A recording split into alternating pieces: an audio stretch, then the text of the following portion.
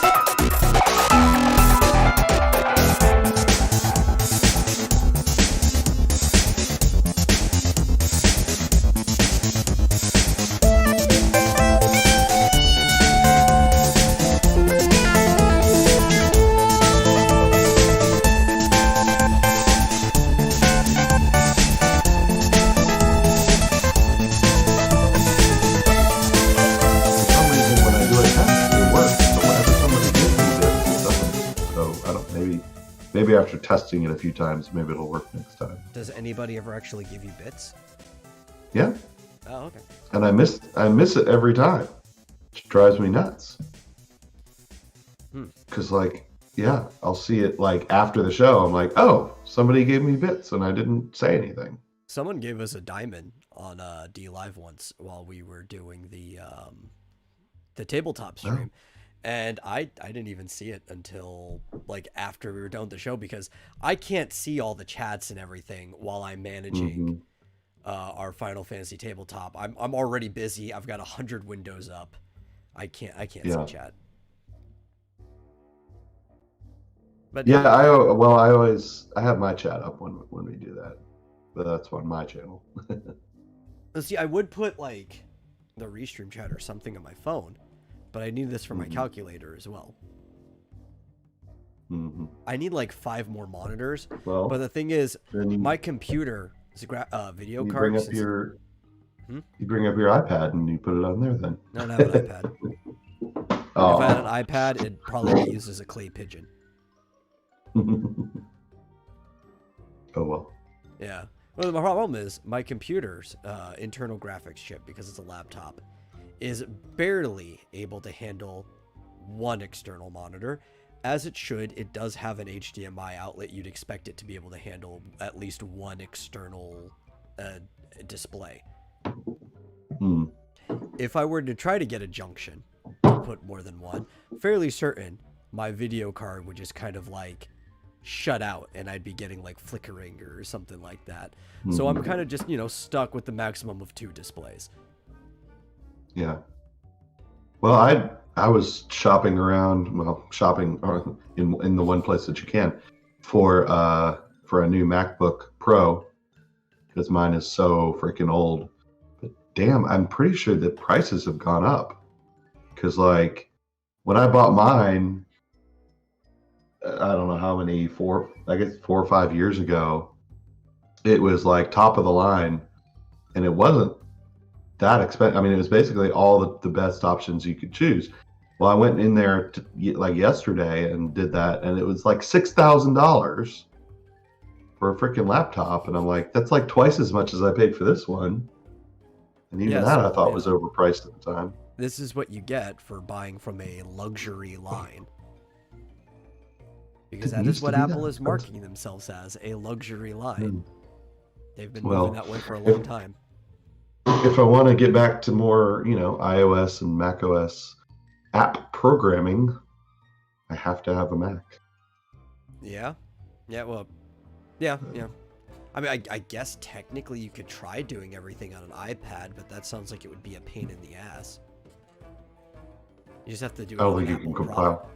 You can't compile. You don't make an iPad strong enough to compile, or they don't have a program for it. There's no Xcode for the iPad. Really? Wow. Why would they do that? As far as I know.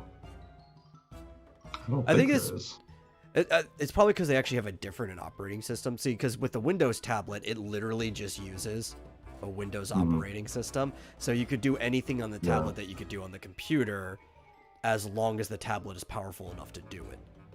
Yeah. No, I'm pretty sure there's no Xcode for iOS. That's kind of So, both dumb, but probably smart, because they don't want you to be frustrated for trying to compile something on a device that's not strong enough to do it. yeah. I mean, the latest iPads are pretty powerful, but Yeah. they're not the same as a Mac. Yeah, yeah. I might have to just get an iMac now. Now they've got them in like 50 different colors. I imagine it would be cheaper than a laptop, just not as portable, obviously. Yeah. But anyway, Yeah, yeah. Anyway, welcome to the Vomitorium weekday show for the 29th of April, 2021. As always, I am your host, The Metal, and joining me is my co-host, Marsupial Gamer. How you doing today? great. How are you? I had corn dogs. I've eaten. So a lot of times I hop on the show and I haven't eaten all day, and I stupidly forget to eat before we start the show, but I am raring to go. Cool. I had pot roast Ooh, that sounds good. for dinner Yeah. and corn on the cob. And speaking of expensive stuff, corn is like ridiculously expensive all of a sudden. Was it a crazy. bad year for corn, or did it have something to do with the food inflation? Well, could be both. I know there were some real bad storms over the summer that devastated a lot of the corn crop. I was actually working for a soil analysis company at the time, and they mentioned that there were some really, really bad storms that killed a lot of corn.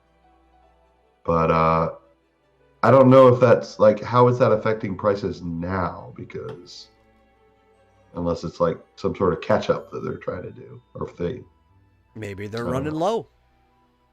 I You guess. know, right? Like now, you'd think though, typically the prices stay kind of consistent until the next season, because they know how much they have. Hmm. But with everybody being home, plus the food inflation, maybe resources went faster than they normally do on a given year. There's a lot of factors that could involve on why the price is jumping up. Yeah, yeah. But it was like $2 an ear corn.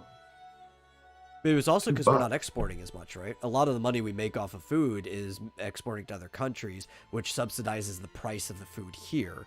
If we're not exporting as much, we're going to have to pay that extra bit. Yes. Doesn't that mean that we have more supply for Yeah. ourselves? Yeah, That should lower the price. I don't you know. would think. I don't know. I don't know.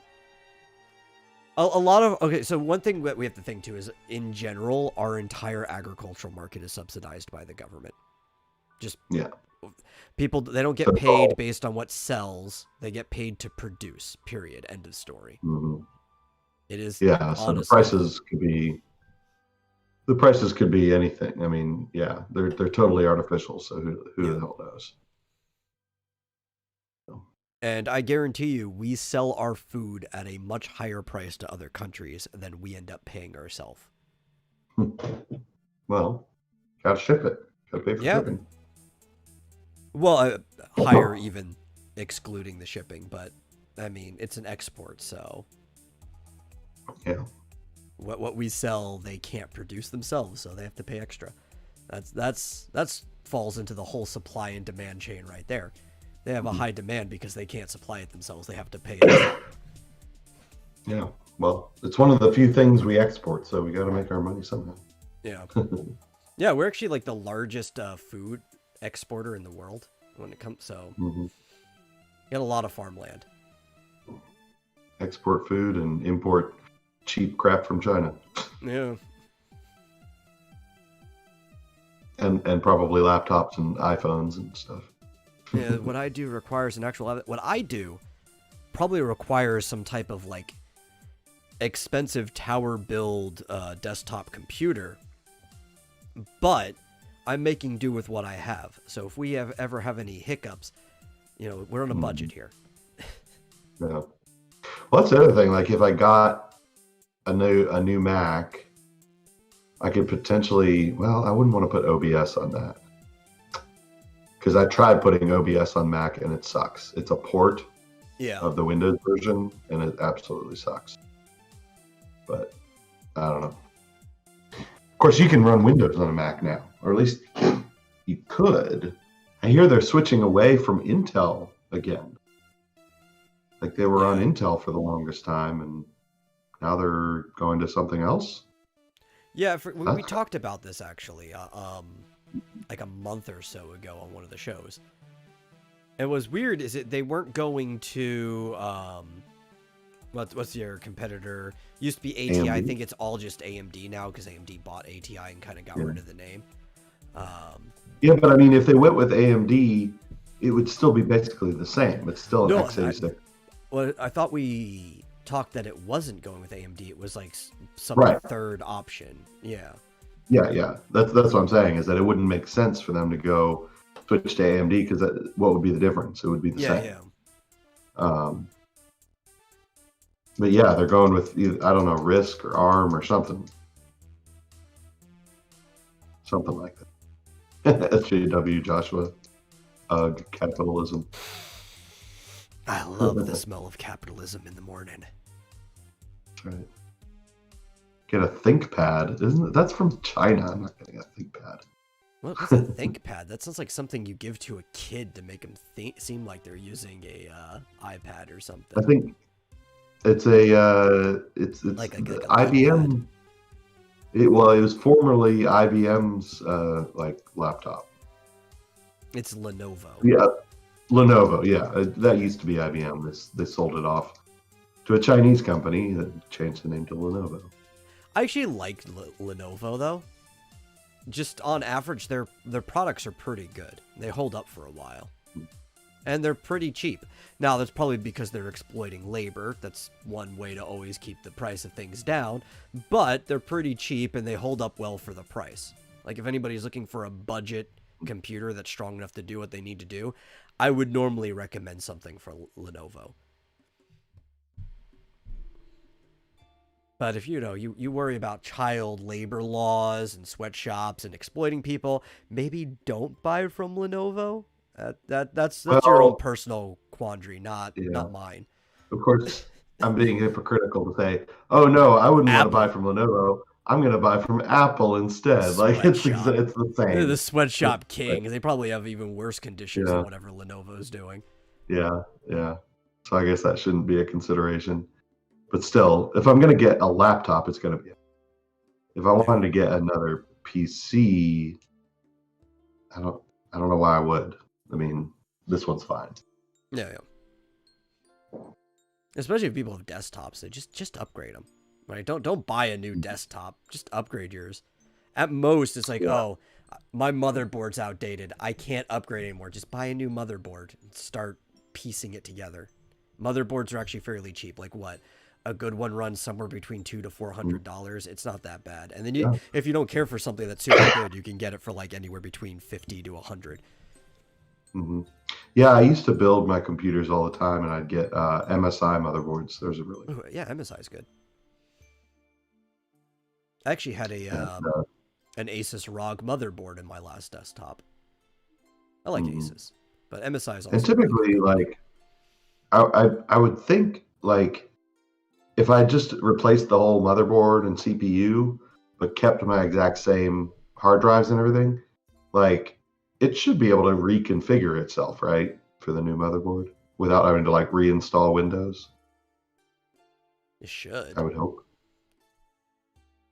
I've had problems though, like not with the configuration, but with licensing.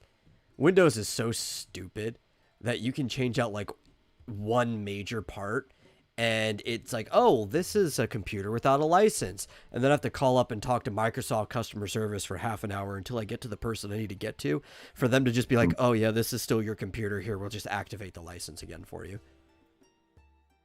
Yeah, well, actually, that is a good question, because I bought this as a Dell, and it has an OEM license, so I might have to rebuy Windows, because I don't know if the OEM license would allow me to get a new motherboard. Yeah. But my question is, okay, assuming I repurchased Windows, will I still have to reinstall Windows, or will it like you're probably better off reinstalling it. I've seen people get away without it, but as even Squeaker says, Windows will throw a fit with a new motherboard. You're just better off just reinstalling it. Fine. Yeah. Well, I don't need one right now anyway. Although, like I said, Premiere Pro, goddamn, it runs so slow. It's ridiculous.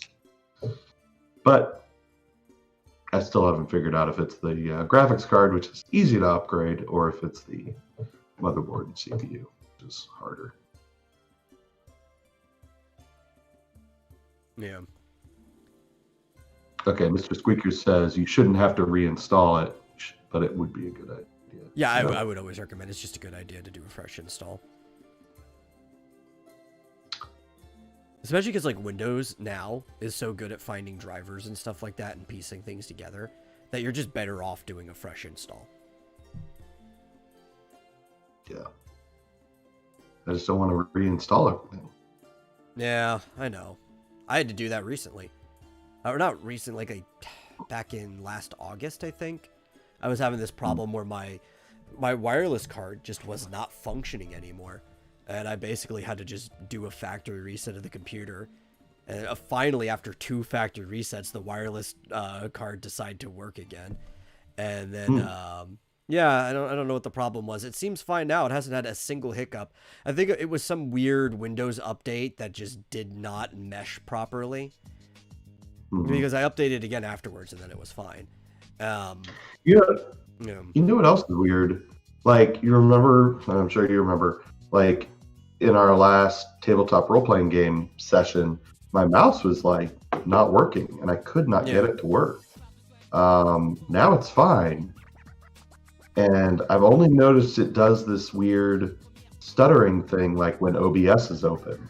So I guess that's the issue, but it has never been that bad as it was that day. That was driving me nuts. Yeah, there's something weird about like video memory, specifically in OBS and the mouse, right? There have been times where like I know my mouse is on the screen. I can even see it highlighting things and stuff, but just the image of my cursor is gone. And it's been like that for like an entire stream before. And I'm just sitting here like fiddling around, like waiting for things to highlight so I can figure out where my mouse is. Yeah, I've done that. And here's the thing, like in the past, before I upgraded my memory and my hard drive, OBS occasionally, when I first opened it up, would do this pausing thing, just like my mouse was doing, except it would basically just pause the video feed every few seconds. And I would just have to reboot the computer. So, yeah, OBS. Yeah, that's weird. It hasn't done that. Hasn't done that since I upgraded stuff, but it has been fucking up my mouse. Yeah. Freaking OBS. Of course, I'm using Streamlabs OBS. No, see, I'm using the actual normal OBS, and any Streamlab thing I have just put into a browser source. Oh.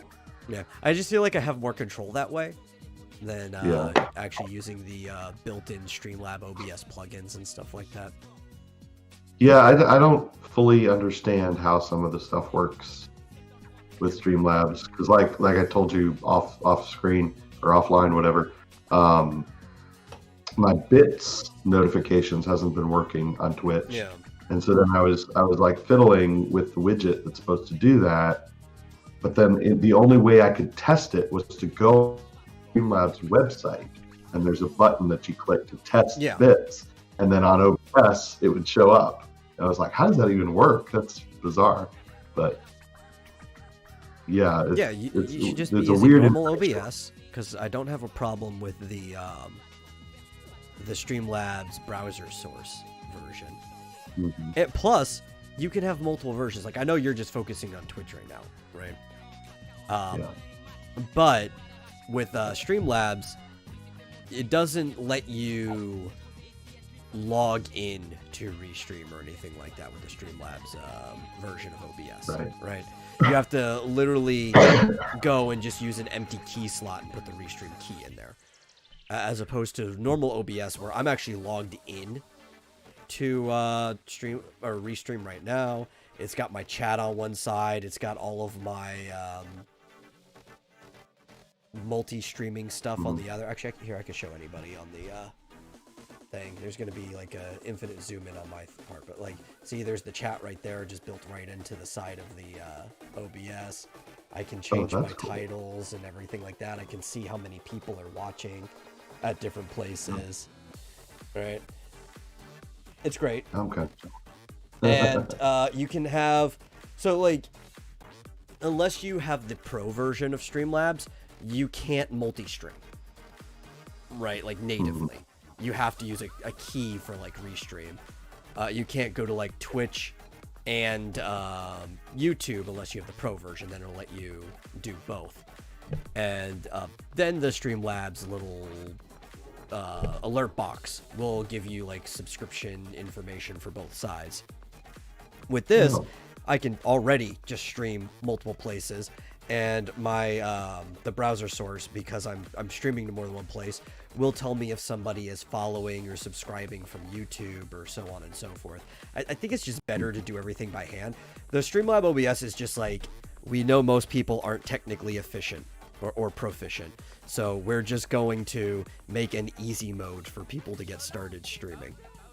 But you have way more control with normal OBS. Yeah. I don't want to give up my Streamlabs OBS though. I have it on here. I just don't ever use it. Yeah.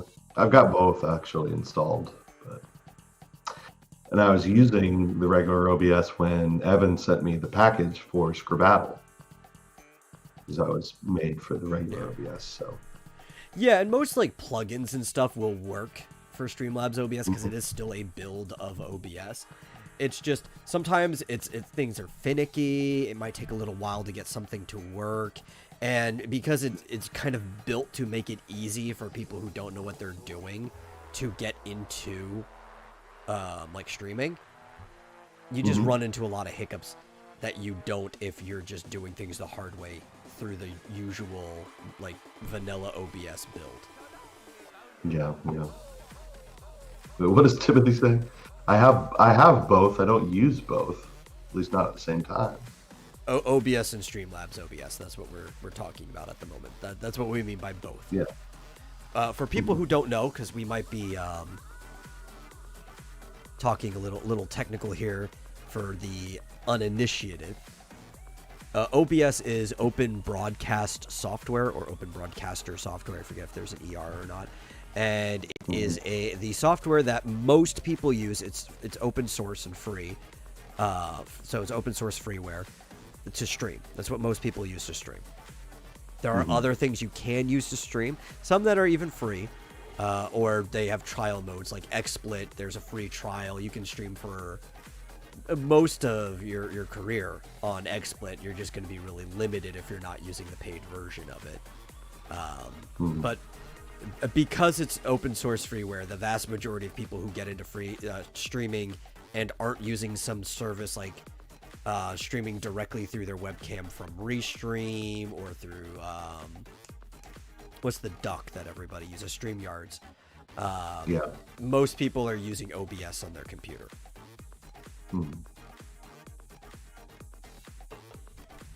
I do have, I'll have to, I mean, maybe you can give me a bit of a tutorial on some of the stuff, because I've been using OBS for a long time, but I feel like I just still don't know how to use it properly. Yeah, I think I've been using OBS since either late 2013 or early 2014. So I've gotten pretty proficient with most of it. Yeah. But anyway, we can fiddle with that. Oh, and here's the other thing. So I was thinking about adding back in like the most recent subscriber and the most recent donation and stuff. But like I don't think it's properly showing one or the other of those, because I feel like it's showing information from YouTube and not Twitch. And I feel like I don't know exactly how to tell that or how to get it to show both, or I don't know. I'm just not doing something right. Yeah. All those settings are in like the Streamlab alert boxes and stuff like that in the website. So, and there's another thing about the Streamlab OBS version. You're supposed to be able to configure everything from inside the program. So aside from like account details and stuff like setting up your account, you really don't have to go to the website to do anything. But even the internal service is missing some of the stuff that is at the Streamlabs website. Yeah, right. Yeah, well, that's what I was saying, was that like your test in order to test the alert box, I had to go to the website to do it. Yeah. Let's see. I can probably test an alert box right here. I probably have to log in too. I haven't. I recently cleaned out my cache and everything like that in my registry. And every time I do that, despite the fact that I tell it to save my sessions, it's like that's the one thing I don't want you to clean. I'm okay with that junk data being in my computer. It still ends up killing off my sessions, and I have to go and log back into everything again. Mm-hmm. It's like, why do you do that to me? Yeah, here's another thing: is like, should I or should I not include a follower goal or a sub goal and all that stuff? Especially on Twitch, it's weird because like you can get like people can gift each other subs, so like your total subs can go up and down. Yeah. So like if I have a goal, say I want 20 by the end of the year, maybe I'll get there midway through the year and maybe it'll go back down, and it kind of just fluctuates. Yeah. So like right now, I think I have 6 subs, but like 5 of them were gifts, so they're all about to go away. So it's weird. It is. I might have to actually reinitiate this because I didn't see it pop up. No, I didn't see it either. Yeah. I might have changed the URL when I edited something, so I might have to pop that back in. Yeah. Don't worry about it. Yeah, I'm not at the moment. I spent most of the time last night setting up for my stream tonight, which this isn't a topic. We've spent almost half an hour of the show without even talking about a topic. But Pokemon Snap will be out around midnight-ish. It'll vary depending on what time zone you are in the United States, but it'll be midnight-ish, somewhere around the turn of the next day.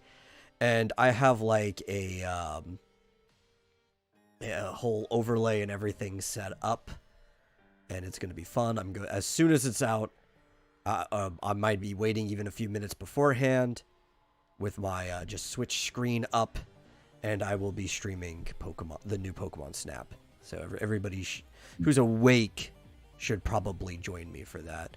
Most people won't be, but you can always catch the replay. I was asked by the same person who got me addicted to Animal Crossing, are you going to get Pokemon Snap and are you going to stream it? Oh, yeah. I haven't responded to her yet, but she was asking because I wasn't planning on it. It's not my game.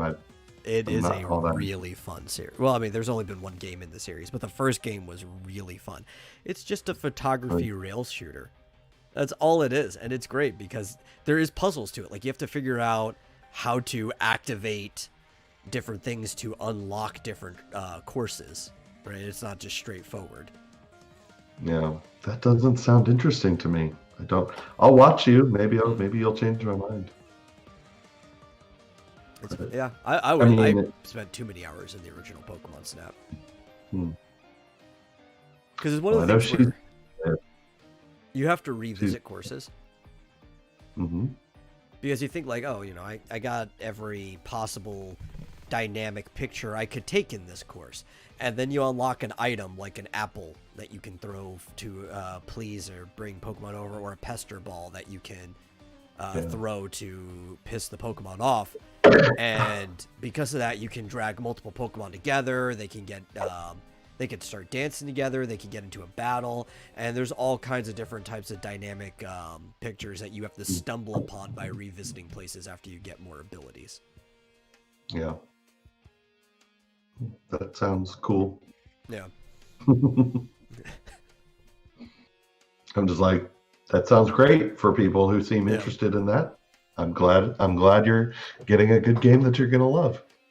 That's just not for me. Well, I don't even know if I'll love it, right? It seems good from the trailers and stuff until I actually play it, because I haven't watched anybody else play it. I've been trying not to watch anybody else. I know some like ambassadors and stuff have gotten it early. I try to keep it as blind as possible until I get into it. So hopefully it stays as true to the original game, but with obviously new mechanics and stuff added in, and new Pokemon. Cool. Well, I was thinking, we discussed this briefly in the chat earlier today. I was thinking I might actually do a schedule, like a set schedule where I am sort of obligated to follow it and do live streams every day and have specific things, because I feel like doing nothing but Final Fantasy every single day is getting old. Yeah. So there should just be a Final Fantasy day or two, but probably no more than two. Really? Because Maybe you three. saw I was you thinking could probably do 3, but because I still want to get them done. Yeah. Eventually. Okay, so I was thinking 4 times 4 a week, days of Final Fantasy. Yeah, maybe not. I mean, I don't have a problem with that. I'm just thinking, like, for channel growth, I don't know if that's the smartest idea. You could do 3, just like with another game in between. Yeah. So if I do 3 Final Fantasy, I definitely want 1 Zelda day. Yeah. And then 1 day for like other, specifically RPGs is what I was thinking. Because like I still am in the middle of Earthbound. Yeah. I'm still in the middle of Super Mario RPG, which I've never beaten before. So I mean, I'd like to get back to those. So what is that up to? 3, 4, 5. That's 5 days. Of course, I don't have to do something every day, but then like a day for just something random, like that Portal game I played the other day. And then what's the last one? A specific. Well, I don't know if you want to stream again afterwards on Sundays, but we're already doing a long enough stream on Sunday as it is, and it's on your channel. Yeah, I mean, I could like reserve, if I feel like it, another random game day. So. Rebellious. Link is so freaking hot. No, Link is not hot. He has the Goron tunic to stop him from being hot. That's the whole point. Sorry. I'm not going to play Minecraft. I hate freaking Minecraft. Oh, God. I can't stand Minecraft. But who knows? Maybe one day I want to play Splatoon. Maybe I want to play... Well, what's really cool, too, is that Twitch lets you set a schedule. This is a feature I really like about Twitch. Because I like to shit on Twitch a lot. Yeah. Twitch deserves a lot of shit. But it lets you set a schedule. It's nothing set in stone. It's just your expected schedule that you can set weekly. And it's to let people know when they should be able to expect to see you streaming. I have the Vomitorium schedule on there for anybody new or wanting to know when we're doing different things. Though you also get it at the end of the stream, too, in my outro card. Yeah. Where do you do that? In the settings somewhere, I guess. If you go to your page, next to the About, there's a schedule section. If you just go to your channel. Oh, I have to go to my channel. Yeah. Oh, yeah. Oh, I knew I saw that. Set up your stream schedule. Oh. Yeah. And I've heard, too, that it is really important for building your channel because apparently if you're part of the Twitch culture, you spend a lot of time on there, people actually do bother to click on the schedules to see if they'd be interested in following this person. Like, do they stream often enough? Can I expect stuff I like from this person? So, not everybody, but like as a good third of people or something like that. Like the really dedicated Twitch culture people. Sure. That is a good idea. Well, I definitely want to get back to doing Zelda, because here's the other thing. I think I started Oracle of Ages and Oracle of Seasons, another couple of games I've never beat before. So Yeah. YouTube actually lets you have spaces in your name. Well, yeah, that's a good point. I was looking to see, really? Does nobody have space? Nope, nobody does. Yeah, technically it's Google that lets you have spaces in your name. Because YouTube is a part of Google, and a long time ago, no, I think you always could. A lot of people didn't, though, because a lot of people's channel names were just their usernames, and your original usernames could not have spaces in them. But then they would let you go and change your channel name afterwards, which you still can do. But there was a period of time where there were tons of channels that had no spaces because they were just people's usernames, and they never changed their channel name. Mm-hmm. I use underscore out of habit now. Yeah. Yeah. Yep. I only do when I have to, like on Twitch. So that's a good idea. Set the schedule on Twitch. But yeah, I'd like to. I mean, and also I've been getting back into Breath of the Wild, just because it's a fun game. And Skyward Sword is coming. Oh yeah. That overpriced port. That's right. The perfectly priced port. I don't Oh, know. by the way, I almost tweeted about it, but it's a little bit too nerdy. Final Fantasy. Wait. I guess they called it Saga. The Saga Final Fantasy collection. Legends. Yeah. Yeah. The Saga collection is on sale, but only for 10% off. I already bought it when it was cheaper. Oh. Yeah. Yeah. I saw that it went on sale, but it was only 10%. I was like, oh, come on, man. That's what does he say? Not hogwash. Yeah, let me actually That's see exactly what it's called, because I have it on here. It's shenanigans? No. called Collection of Saga Final Fantasy Legend. Yeah. Also, RPG Maker, the newest one, is on sale, but only 20% off. Come on, man. Yeah. I also have I want to see Collection of Mana 50% on here. off.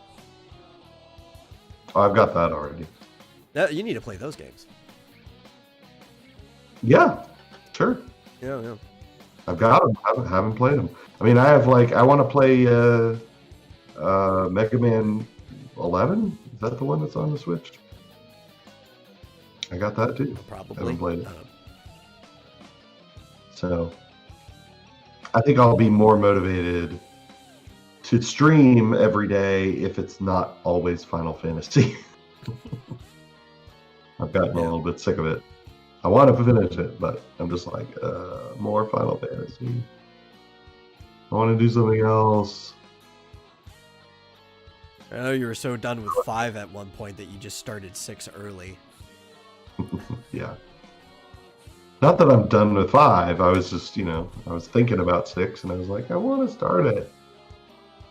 So I do have episode 1 of 6 in the can already. Yeah. There's so much I want to do. I also want to do more videos on YouTube, because I'll tell you what, doing live streams, and especially doing live streams on Twitch and then uploading this to YouTube, my subs are going down. Like, people are actively unsubbing from my channel. Wow. I don't know. I don't think I've ever had somebody, as far as I know, actively unsub from any of my channels. I've lost a lot of subs, but there's a lot of just dead users because I've been on YouTube for so long that, their accounts have just been closed out. Oh, I mean, maybe that's it, but I've been looking online, and, I'll get one, and then I'll lose 2, and then the next day I'll lose 1, and then I'll get one. I know and then lose. I have lost a couple subscribers or so from people actually unsubscribing, but the weird part is when that happens, it has nothing to do with me not uploading. I've gained more subscribers when I wasn't uploading than when I actually was actively uploading, and usually when I see subscribers leave, it's probably because of something that I uploaded. Yeah, well, I get the most I get the most views from the short little 10 to 15-minute videos. So I got to do more of that. Pastry says, "How about a marsupial Q&A?" I don't get enough people coming to my live streams to do that. I don't think, which is a shame because I go to a lot of other people's live streams. Nobody comes to mine. Probably because all I ever do is play games.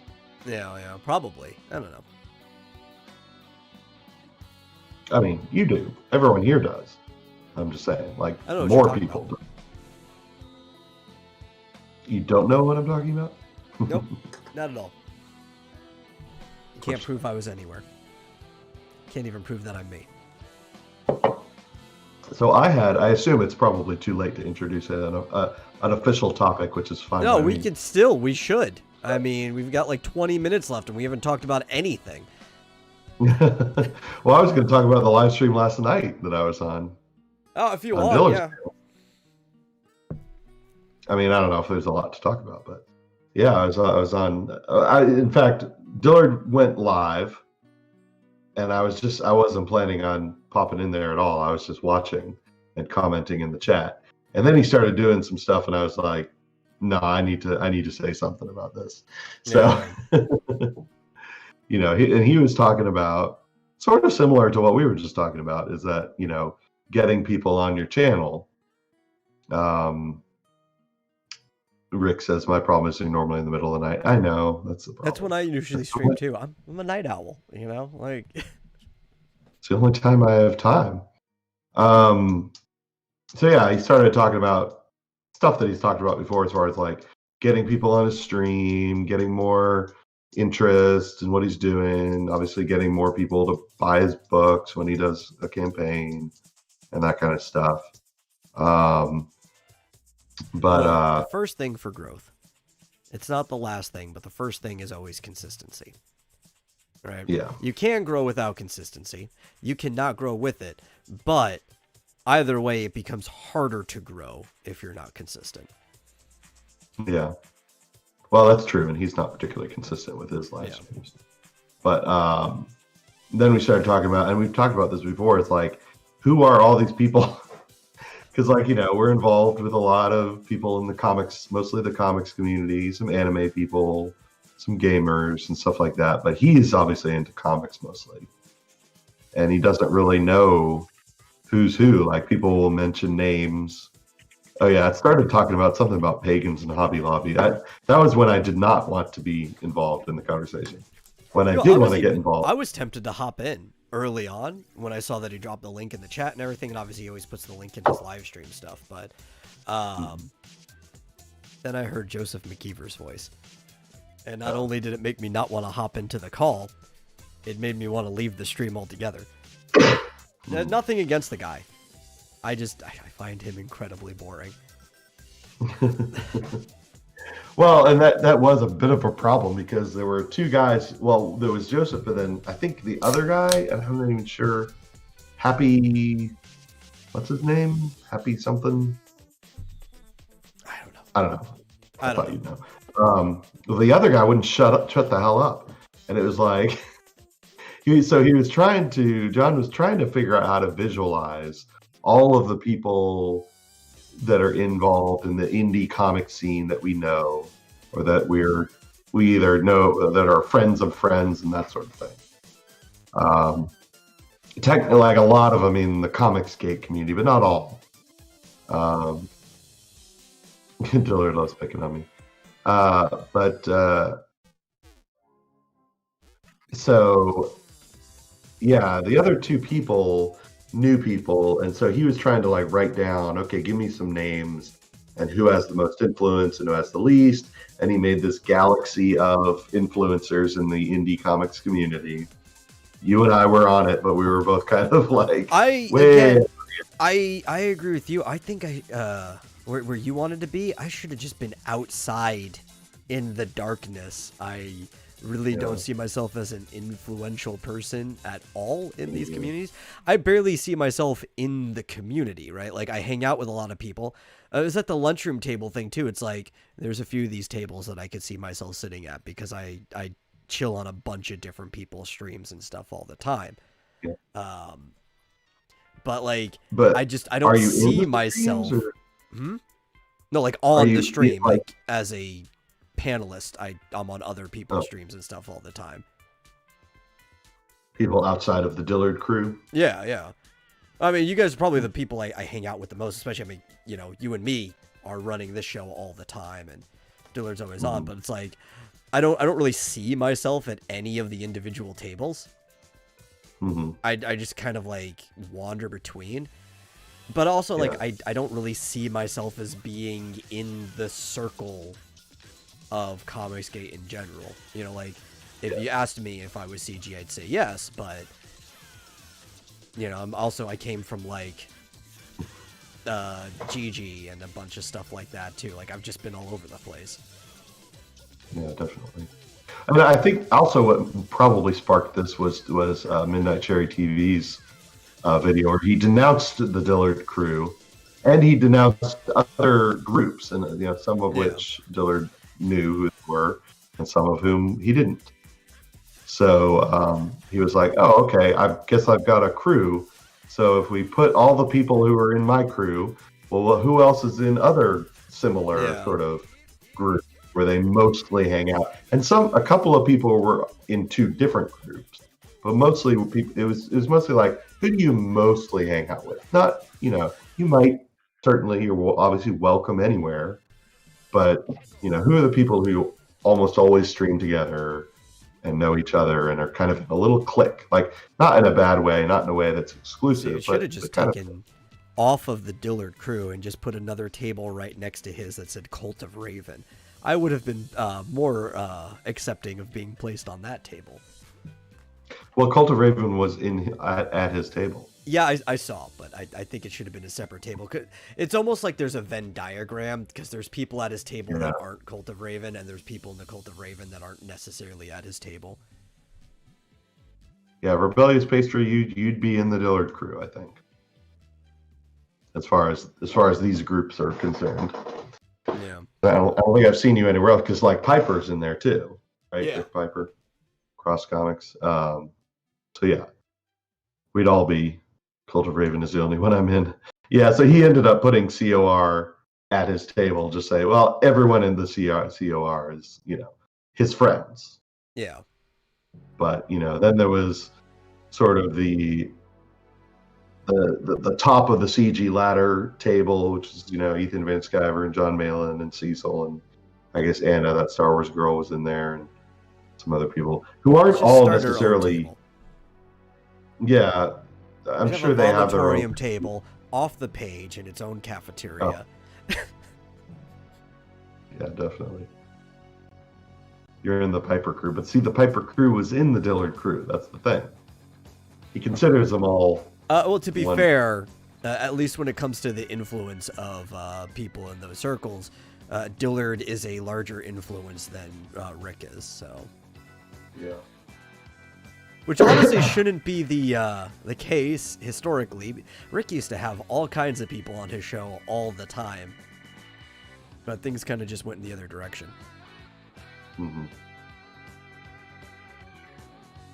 Well, yeah, and what I was trying to impress upon people listening, I guess, when he was doing the Galaxy thing, like one guy in the chat was like, he was not having it. Like, I think a lot of people feel like what we wrote down is like definitive. Well, definitive, unchanging, possibly involve gatekeeping and all that kind of stuff, which wasn't the case at all. It was just like, here's a snapshot in time of where people are. But you can move up and down, and you don't have to get anyone's permission to do so.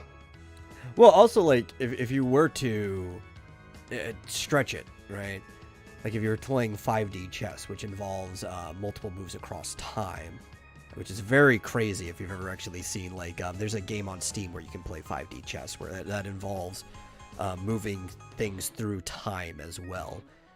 It's pretty crazy. But if you were to take it onto a time dimension and pull it out that way and have multiple snapshots, people would be in different places across different points in time. Yeah, there's plenty of movement. And I mean, I've seen it personally. I've seen people go from complete obscurity to suddenly like way up there in the limelight, big influencers just out of nowhere. And I'm like, where the hell did that person come from? And it's just like, they just did their thing and people liked them and they just did it. To be fair, it's not that hard because it's such a small group that like what you would consider a big influencer is a pretty low bar compared to like if you were to move outside of the group. Yeah, but like the guy Az from Heels versus Babyface, right? I don't even know who that is. Well, all right. Well, I hadn't like I don't think anybody knew who. Well, I don't say anybody, but I'd never heard his name 6 months ago. All of a sudden, he's on live streams with Yellow Flash, and people are, EVS is talking about him, and I didn't know who a good 70% of the names on that list was. So, really, yeah. But like, he didn't ask anyone's permission. He just started live streaming and doing videos and whatever, and making contacts, and people like him, and he just kind of became big without anyone's permission. So I mean, I think that a lot of the people, what does it take to start a crew? That's a good question. But I know whose table I want to sit at. Where's number one Marmaduke fans table? That's the table I want to sit at. I don't know. I don't think he does. That's right. He doesn't really do stuff anymore. Yeah, he used to. So, yeah, I mean, one person in particular was getting a bit butthurt about the whole thing. He kept saying, "Oh, I'm not mad," but then he kept making very angry-sounding comments, and I'm like, about how it's a cult and all this stuff, and I'm like, no, we're just talking about a bunch of people who aren't. There is a cult involved, though. Well, yeah, but he wasn't talking about the proper cult. Yeah. Yes, you want to talk about a cult. There is a good cult, Cult of Raven. Yeah. He was talking about a non-existent cult. So, yeah, I mean, I think there's a lot of people out there who think that there's all this gatekeeping that's not really going on. I'm gatekeeping. Well, you should. Keep those suckers out of here. Yeah. But I think it's just people who are upset that they haven't been able to capture anybody's attention, and it's like, that's nobody's fault but not your fault, but I mean, that's nobody's responsibility but your own. You know who's the top of my list for gatekeeping out? Who? People who complain about gatekeeping. This is number one right there at the top of the list. And they don't get to come in. Rebellious, you would have to talk to the leader of the Cult of Raven. He just said no. Oh, there you go. Well, he's right here, so you can talk to him. Joshua Hughes is like the arbiter on that, so. That's right. Yeah. A bad one with a great one. What does it take to start a crew? See, that to start your own crew, I think takes a bit more time. Basically, you have to have a group of friends that you hang out with. I mean, that's all it is. Well, you need a sphere of influence specifically. Right? Yeah. Now, your sphere of influence could be that group of friends, but I mean, you don't really become much of a crew in this specific regard until there's a sphere of influence around it. Mm-hmm. No, frankly, the traditional way, we could start a crew just by getting a few people together, 5v5s, one after each other. Yu Yu Hakusho rules. You want to have a crew battle? I am down. Mm-hmm. Well, and frankly, most of those groups that we named on that stream were not named after one person. It wasn't. I mean, the only reason we even call it the Dillard Crew is because, well, one, because that's what Cherry called it, but also because just for lack of a better name. But it's not necessarily like a bunch of people orbiting around Dillard necessarily. I mean, half the time he's not around and we're doing our own thing. The only person, like, there was the Liam group, and I think it was just mostly people that work for or with Liam, and that was about it. And then there's the Ethan group, And there's, for obvious reasons, that's the Ethan group. But other than that, it's just Well, a like a group, big problem is I don't even like hear about half of these people until there's a controversy around them, right? Like Yeah. I didn't know who the hell Liam was until people were beefing with Liam. Who was that other one that was like Preston Poulter? I had no idea who the hell he was until there was some thing around him. It's like half these people. The chick that you were talking about recently, the other Piper. No idea who she was until there was some drama going around there. Like I don't know who any of these people are. I like I said, I'm even on like other people's streams all the time, and I still have no idea who like any of these people are. You know Mandy Summers, right? Oh, of course I know Mandy Summers. Yeah, Mandy's a great person. And I mean, there's another example of someone who didn't ask anyone's permission to like become part of, you know, some of these larger groups. She just did it. And you can argue about how she did it, but you know, I just find all these people complaining about, well, like you said, people who complain about gatekeeping are the ones who need to be gatekept. That's, well, not the only ones, but definitely number one on the list. Mm-hmm. Hey, this gate is right here. This portcullis. It's in my way. Can I come through? I don't think there should be portcullises. You're like, what? You don't think portcullises should exist? I am not raising my gate for you. Go away. Yeah. Yeah, if someone comes along and says, I love this portcullis. It's great. Keeps all the hoi polloi out. Wonderful. Yeah, oh, really? You seem like an interesting chap. Come on in. Yeah, exactly. Mr. Squeakers didn't even ask to join. He got invited. Yeah, well, that's one way. That's the same. So that's actually, I think I've said this too before, how I even got into the Cult of Raven in the first place. Which I think by weird disconnect is actually through #1 Marmaduke fan. Right? Because I used to watch his stuff all the time. I love Marv stuff. And then Dillard was on one of his like shows or whatever, like back when he used to stream and stuff. And because of that, I found Dillard, so I started watching Dillard's stuff.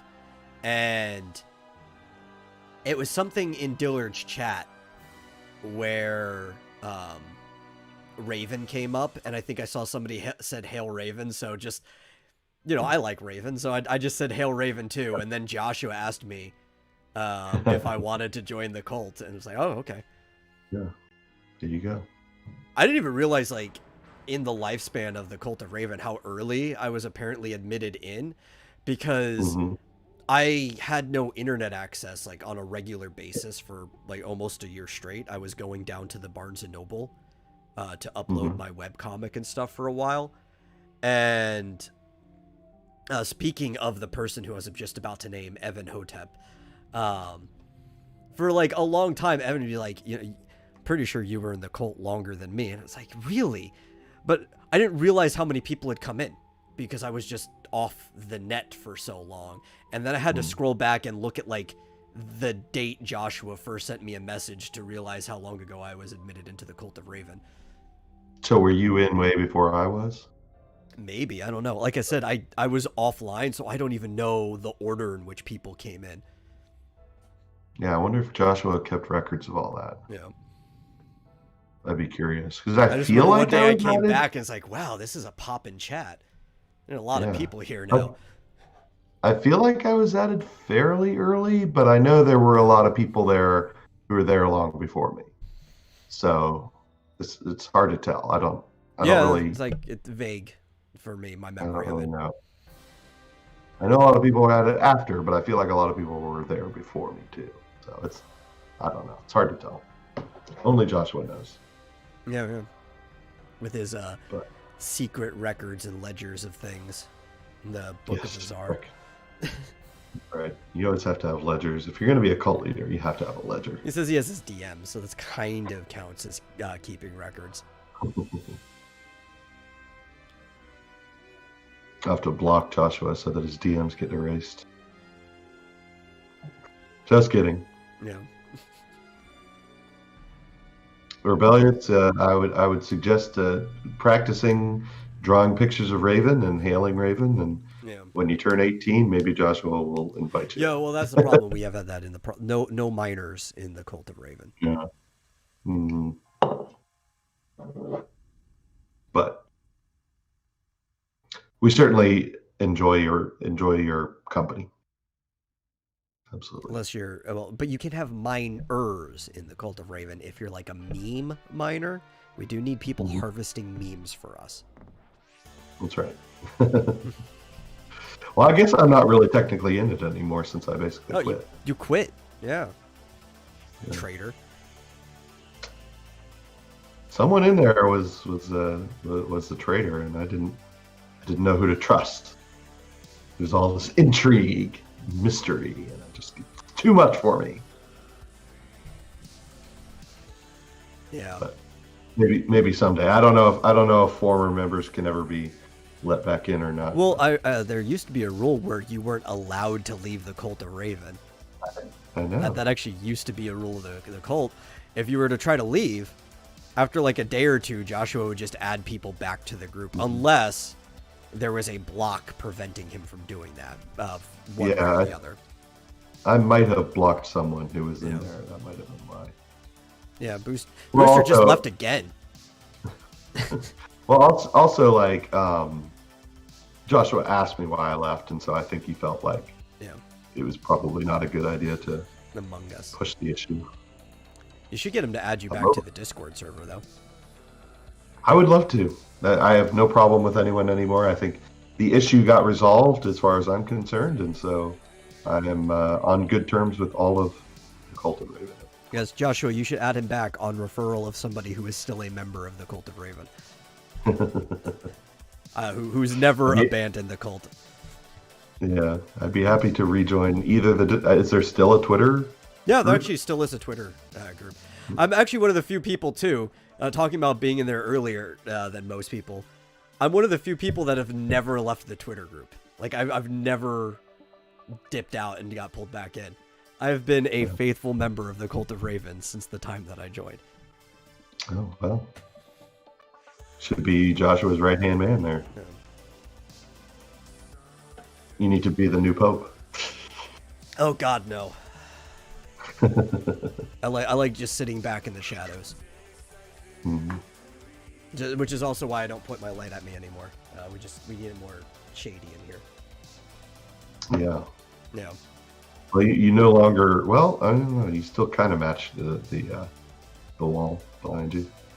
Yeah, it's making my shirt more red. Anyway, it's 9:01, and we barely talked about anything on this episode. I know. We got through the whole thing talking about a whole lot of nothing. So in the description, I'm probably just going to say this was a chatting / catch-up episode.